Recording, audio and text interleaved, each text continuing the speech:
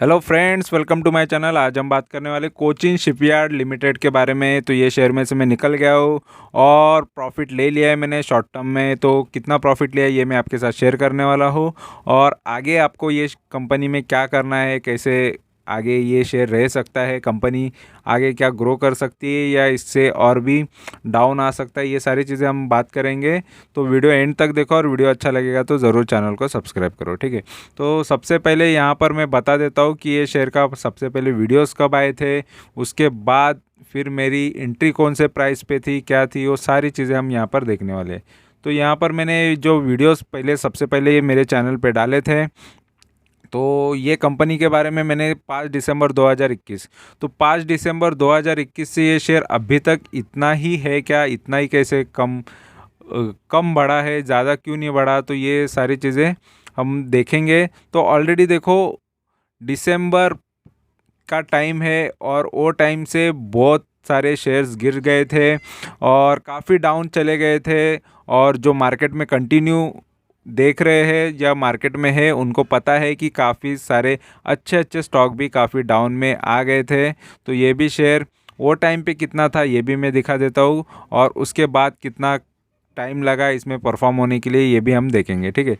तो यहाँ पर सबसे पहले यहाँ पर आप देख सकते हो कोचिन शिपयार्ड का सबसे पहले ये वीडियो है, उसके बाद सेकंड वीडियो आया है 27 फरवरी 2022 को, ठीक है। तो दिसंबर के बाद डायरेक्ट 27 फरवरी को डाला, यानी लगभग 2 या 3 महीने बाद यहाँ पर मैंने सेकंड वीडियो डाला है। और उसके काफ़ी टाइम बाद अभी 30 अगस्त को मैंने ये वीडियो डाला और वहाँ पर लिखा है target coming soon. Target coming soon, तो वो टाइम पे कितना प्राइस था और टारगेट क्या था ये सारी चीज़ें दिखा देता हूँ। तो सबसे पहले वीडियो जो आया ये वो है यहाँ पर, ठीक है। तो ये 5 दिसंबर 2021 का ये वीडियो है। तो 5 दिसंबर 2021 को देखो काफ़ी अच्छा प्राइस था, वो टाइम पे मैंने बता दिया था कंपनी के बारे में। लेकिन वहाँ से ये शेयर देख सकते हो, ये सेकंड टाइम वीडियो डाला 27 फरवरी, तो देखो कितना प्राइस में डिफरेंस आया। 344 से लेके यहाँ पर आप 288 तक देख रहे हो। तो लगभग यहाँ पर 50-60 रुपया शेयर का भाव गिर गया था। तो काफ़ी ये शेयर में डाउन साइड हमको देखने मिला। फिर उसके बाद ये शेयर यहाँ पर आप देख सकते हो 30 अगस्त को फिर से 375, मतलब जो स्टार्टिंग का जो प्राइस था 344 वो तो क्रॉस करके ये ऊपर आ गया। इसी वजह से मैंने डाल दिया कि ये शेयर फिर से अभी अच्छे खासे मूवमेंट में आ गया है और टारगेट हमारा अचीव कर देगा। तो ऑलरेडी देखो काफ़ी टाइम भी लगता है और अप एंड डाउन चलते रहता है, ये शेयर मार्केट है। और इतना इजी नहीं है शेयर मार्केट से पैसा कमाना, कभी कभी काफ़ी जल्दी रिटर्न्स मिल जाते, कभी लेट मिलते। अगर आप बुल के साथ हो, बुलिश हो, तो बुलिश के लिए हमेशा टाइम लगेगा ही। अगर डाउन साइड हो तो कभी कभी आपको जल्दी प्रॉफिट मिल जाते, क्योंकि मेजॉरिटी टाइम ऐसा हो जाता है कि मार्केट करेक्शन मोड में आता है तभी काफ़ी अच्छे, लेकिन वो शॉर्ट करने वालों को ही फ़ायदा होता है। तो मैं शॉर्ट नहीं करता, मैं ओनली लॉन्ग करता हूँ और शेयर्स को थोड़ा अच्छा खासा होल्ड करके उसमें से प्रॉफिट लेता हूँ, क्योंकि यही चीज़ सही है, बुलिश रहना, ठीक है। क्योंकि इसमें ही कैपिटल बनता है और शॉर्ट करते रहोगे कहीं ना कहीं एक दिन जाके डूब जाओगे, ठीक है। तो सबसे अच्छा यही है कि आपको स्ट्रैटेजी हमेशा आगे बढ़ने की चाहिए, पीछे ना नीचे जाने की, ऊपर ही जाने की, या अप साइड या ऊपर साइड की तरफ ही आपका डायरेक्शन होना चाहिए। हमेशा सोच का भी हो या आपके शेयर मार्केट में इन्वेस्टमेंट का भी हो, ठीक है। तो फिलहाल यहाँ पर ये रिसेंटली वीडियो 30 अगस्त के बाद आज देखो जस्ट 20 सितंबर है, यानी लगभग 10 दिन के अंदर ये शेयर ने अच्छा खासा परफॉर्मेंस दिया। और आज के दिन में ये शेयर का भाव क्या है ये हम देखेंगे, ठीक है।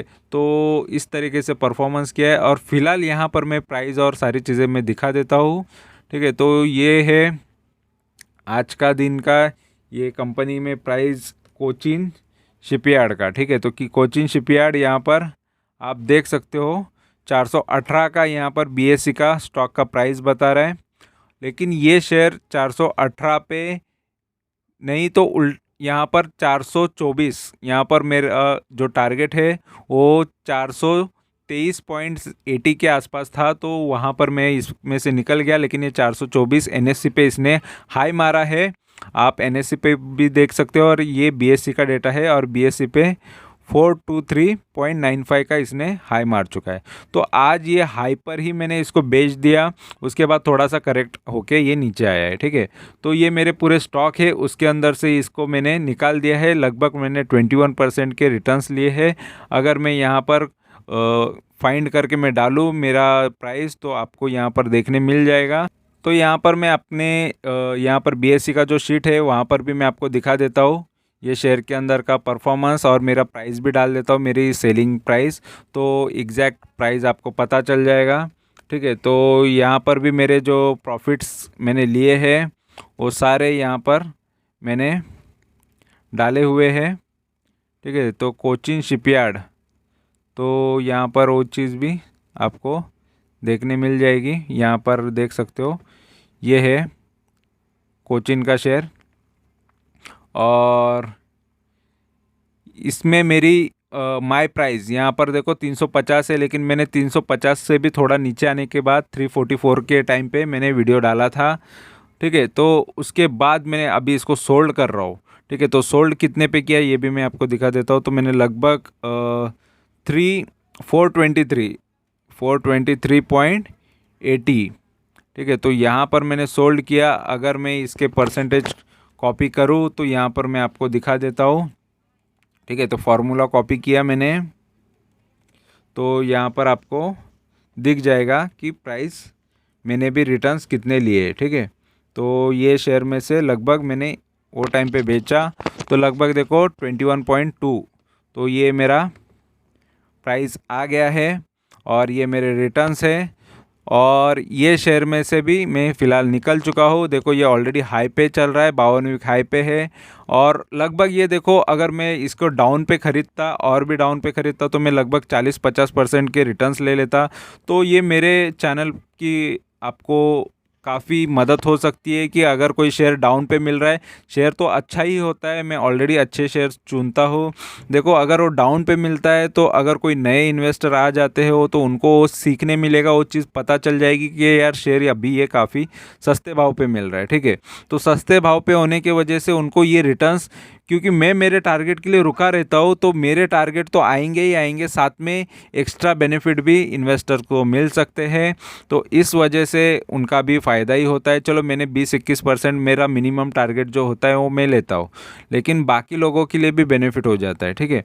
तो ये इंपॉर्टेंट चीज़ है कि ये चैनल पे आपको ये सारी चीज़ें देखने मिलती है और सही इन्फॉर्मेशन मिलती है। कोई फेक टारगेट या फेक चीज़ें यहाँ पर नहीं बताई जाती, क्योंकि यहाँ पर मैं खुद भी इन्वेस्ट कर रहा हूँ और खुद भी कमा रहा हूँ।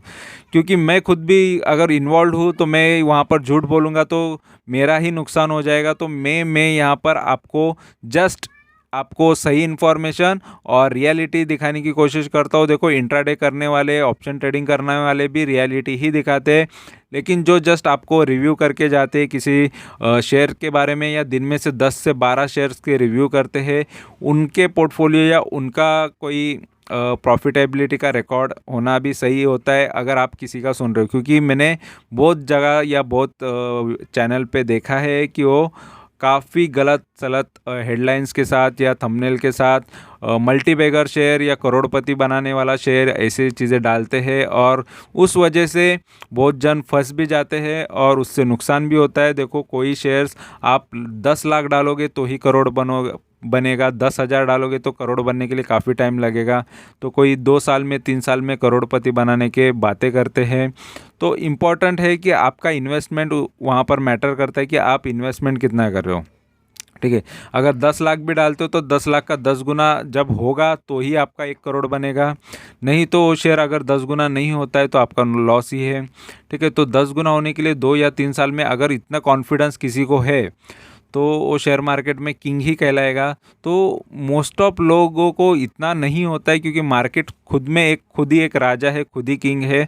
वो अपने हिसाब से अपने मर्जी से चलेगा। हमको जितना मिलता है हमको उतना ही लेना है, हम ज़्यादा लालच भी नहीं कर सकते। अगर लालच में जाते हैं तो कभी ना कभी शेयर मार्केट दिखा देता है कि लालच करने वाले का क्या बुरा हाल होता है, ठीक है। तो सबसे अच्छा यही रहेगा कि आपको किसी भी शेयर में इन्वेस्ट करने से पहले 10 बार सोचना है। कंपनी अगर डूबाएगी नहीं, कंपनी अच्छी है तो ही इन्वेस्ट करना चाहिए, नहीं तो कल जाके काफ़ी लॉस हो सकता है। तो फिलहाल ये कंपनी से मैं तो फ़िलहाल निकल चुका हूँ। मैंने तो 3-4 वीडियोस पहले डाल चुके हैं, अभी ये शेयर पे वीडियोस तो आएंगे नहीं, ठीक है। और ये कंपनी के बारे में थोड़ा जाते जाते बता देता हूँ, क्योंकि बहुत लोगों को ये होता है कि यार हमने एक वीडियो देख लिया, उसके बाद दूसरा कौन देखे जाके।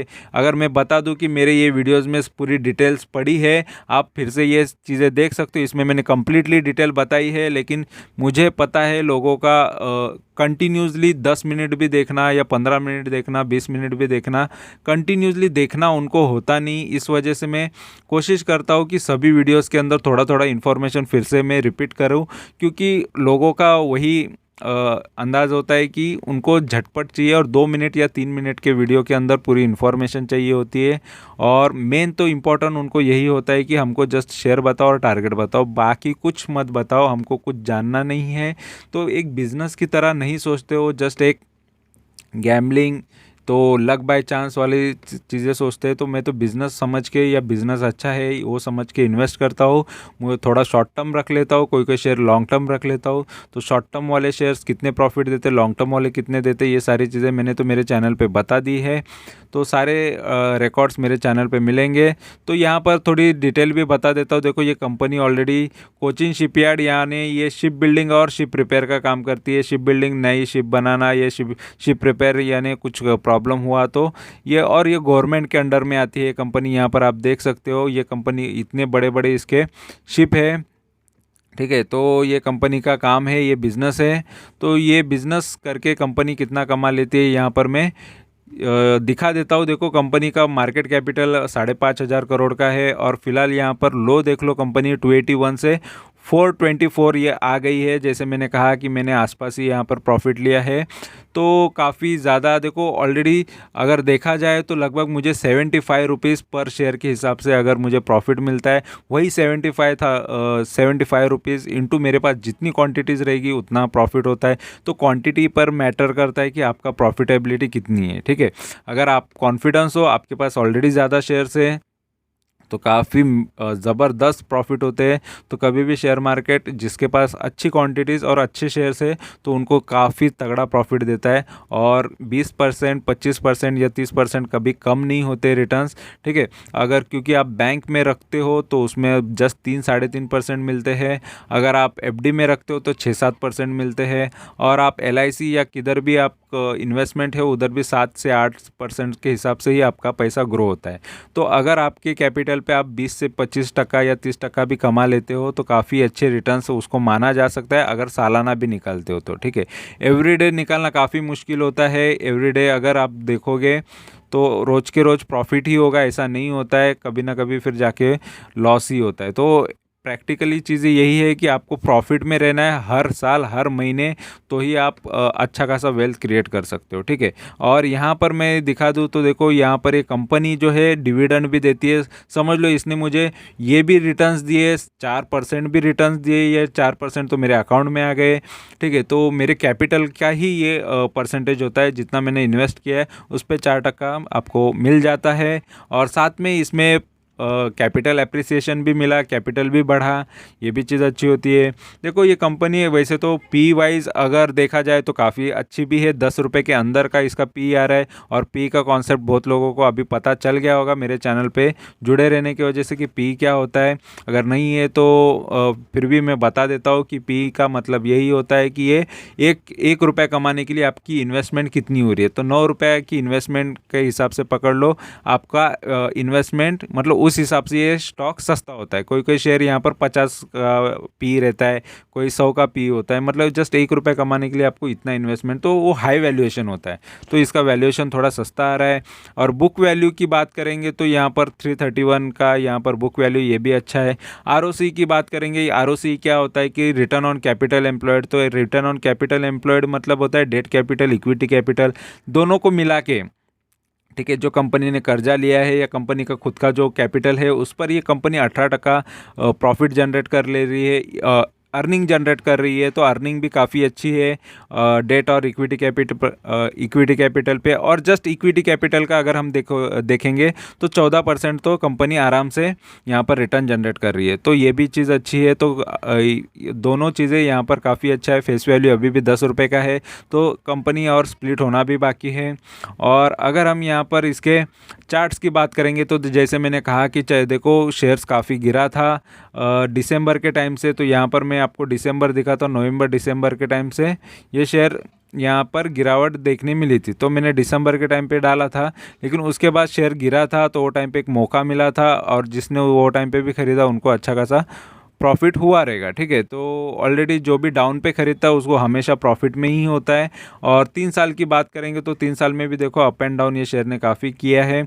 और 5 साल में भी देखो कंपनी ने अप से कहा 500 के ऊपर का ये शेयर एक टाइम पे था, आज वो 200 के रेंज में भी आया था, अभी 300-400 के रेंज में फिर से आ गया है। ठीक है, और 10 साल की बात करेंगे तो 10 साल में भी देखो सेम है। और 10 साल कंपनी को हुए नहीं है, लगभग ये 2017 से ही है, तो लगभग 5 साल के आसपास ही ये कंपनी को इतना ही टाइम हुआ है। ठीक है, और अगर हम इसके प्रॉज एंड कॉन्स की बात करेंगे तो देखो डिविडेंड अच्छा देती है, और यहाँ पर इसका डिविडेंड पे आउट ही अच्छा है, ये दोनों चीज़ें बता रहे हैं। और यहाँ पर इसका जो पुअर सेल्स ग्रोथ है, सेल्स ग्रोथ थोड़ा सा ख़राब है सालाना। और इसका कंटिंजेंट लायबिलिटी भी है कंपनी पे थोड़ा 4,400 करोड़ की। और लगभग अर्निंग इंक्लूड अदर इनकम को थोड़ा नेगेटिव ही माना जाता है, क्योंकि इम्पॉर्टेंट है कि आपको सेल्स से ज़्यादा प्रॉफिट जनरेट करना चाहिए। और ये सेकेंड नंबर की आती है मार्केट कैप के हिसाब से ये सेक्टर के अंदर। ठीक है, शिप बिल्डिंग के सेक्टर के अंदर। और डिविडेंड सबसे हाई देने वाली ये सेक्टर के अंदर यही कंपनी है। और अगर हम इसके क्वार्टरली रिजल्ट्स की बात करेंगे तो देखो क्वार्टरली रिजल्ट्स में कंपनी ने कंटिन्यूसली यहाँ पर आप देख सकते हो 735 करोड़ से लेके यहाँ पर 1200 करोड़ तक का कंपनी ने सेल किया था। लेकिन यहाँ पर जून के क्वार्टर में थोड़े सेल्स कम हुए, तो जून में काम थोड़ा कम भी होता है, और या क्वार्टर में कम हुआ है, और उस हिसाब से एक्सपेंसेस भी कम हुए। लेकिन कंपनी ने देखो लगभग काफ़ी कम यहाँ पर ऑपरेटिंग प्रॉफिट मार्जिन कंपनी ने कमाया है। मार्जिन भी कम है और प्रॉफिट भी कम है, लगभग 34। और लास्ट ईयर के मुकाबले मतलब देखो जून के टाइम पे इसके हमेशा से सेल्स थोड़े वैसे ही रहे, तो जून का पहले से इसका यही है। वो टाइम पे शायद काम बंद होते होंगे, तो इस वजह से भी होता है।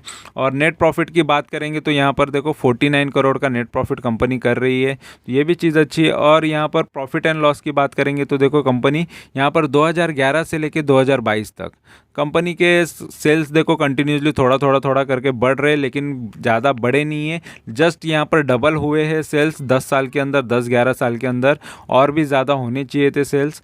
और अगर हम इसके प्रॉफिट मार्जिन की बात करेंगे तो लगभग 19-20% तो आराम से कंपनी प्रॉफिट मार्जिन जनरेट कर लेती है। और यहाँ पर आप इसके रिटर्न्स की बात करेंगे तो नेट प्रॉफिट की बात करेंगे तो 603 करोड़ का फिलहाल अभी नेट प्रॉफिट चल रहा है, तो ये भी चीज़ अच्छी है कंपनी में। और यहाँ पर CAGR की बात करेंगे तो यहाँ पर कंपनी ने जस्ट 1 साल में अच्छे रिटर्न दिए, 3 साल में भी थोड़े 8% रिटर्न दिए, सालाना 8% है, और सालाना 5% माइनस में 5 साल में हुए हैं। तो हर साल 5% गिरा है 5 साल के हिसाब से। तो फिलहाल सिर्फ इसके 1 साल के रिटर्न अच्छे, देखो 1 साल में इसके 14% रिटर्न है, लेकिन उससे भी बेटर रिटर्न मैंने खुद जनरेट किए। तो समझ लो कि ये किस तरीके से होता है, क्योंकि थोड़ा प्राइस मेरा डाउन में होने की वजह से ये बेनिफिट हो जाता है। ठीक है, तो इसी वजह से थोड़ा डाउन में होना चाहिए, तभी आपके रिटर्न्स काफ़ी अच्छे हो जाते हैं। और इससे भी किसी ने और डाउन पे ख़रीदा रहेगा उसको 50, जैसे मैंने बताया कि जो लो पे ख़रीदा रहेगा उसको 50% के रिटर्न मिल गए होंगे। तो ऐसा ही होता है कि आपका रिटर्न्स आपको जनरेट करना चाहिए, क्योंकि शेयर अप एंड डाउन काफ़ी बार होता है। और बैलेंस शीट की बात करेंगे तो देखो बैलेंस शीट में यहाँ पर शेयर कैपिटल इसका थोड़ा सा घटते हुए गया ऐसा दिख रहा है। और लेकिन रिजर्व में देखो कंपनी के पास काफ़ी ज़्यादा पैसा है, गवर्नमेंट की कंपनी ऑलरेडी 4,200 करोड़ तो कंपनी के पास रिजर्व में पड़ा है ऑलरेडी। स्टार्टिंग में देखो कंपनी ने कुछ भी कर्जा उठाया नहीं था, लेकिन उसके बाद कंपनी ने थोड़ा बहुत कर्जा उठाया, फिर कम किया, और कम करते 123 करोड़ का काफ़ी टाइम तक, काफ़ी साल तक उसने 123 करोड़ रुपये कर्जे को कंटिन्यू किया और उसके बाद यहाँ पर आप देख सकते हो 532 करोड़ का फिर एक्स्ट्रा कर्जा हो गया।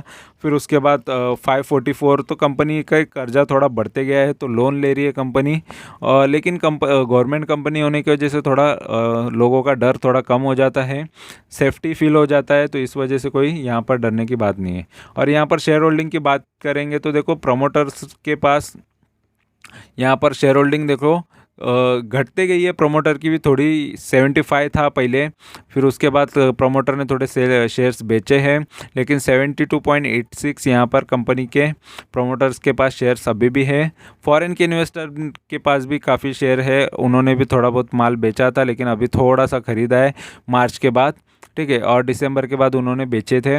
और डीआईएस के पास देखो पहले भी अच्छा खासा शेयर्स थे, लेकिन उसके बाद थोड़ा डीआईएस ने भी इसको बेचते आई है, और अभी फ़िलहाल अभी 4.37% अभी भी डीआईएस के पास, जो इंडिया के बड़े इन्वेस्टर हैं उनके पास पड़े हैं शेयर्स।